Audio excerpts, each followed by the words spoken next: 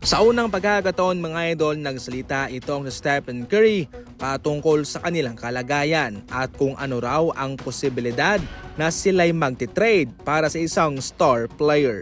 Ayon kay Stephen Curry, mayroong desperadong trade or desperadong move na siyang nakakasira sa future o sa hinaharap ng isang kupunan. Ang isang team kasi ay mayroong responsibilidad na panatilihing nasa tamang daan ang kanilang prangkisa para sa hinaharap.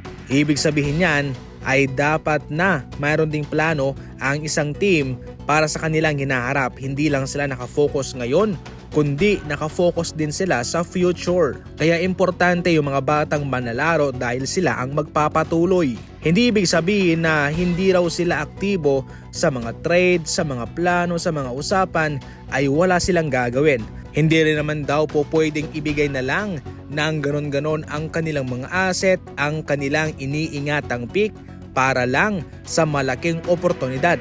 Naintindihan niya si Mike Dunleavy na nais rin niyang manalo at alam rin niya na ito'y nasa telepono tumatawag sa ibang kupunan kung sino man ang kanyang pupwedeng i-trade papunta sa kanila. Subalit sa anumang tawag ay hindi ibig sabihin na mayroon kang matatanggap na kasagutan. Ayon pa kay Draymond Green mga idol, hindi isusugal ng Golden State Warriors ang kanilang future para lang manalo sa season na ito.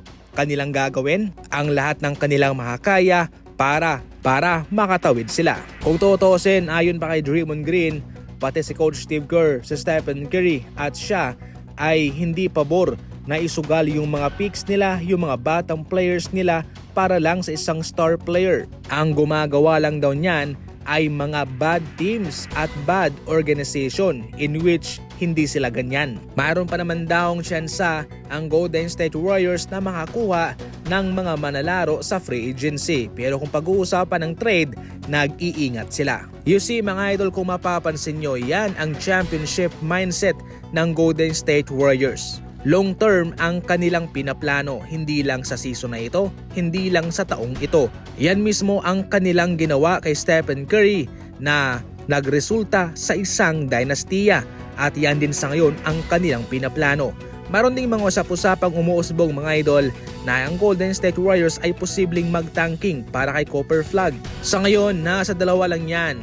Magtatanking sila kay Copper Flag o papasok sila sa playoff mga idol gamit ang kanilang mga manlalaro sa ngayon. Okay naman yung kanilang lineup, kaso nag-i-struggle lang yung mga manlalaro. Yan lang ho ang kanilang malaking problema sa ngayon.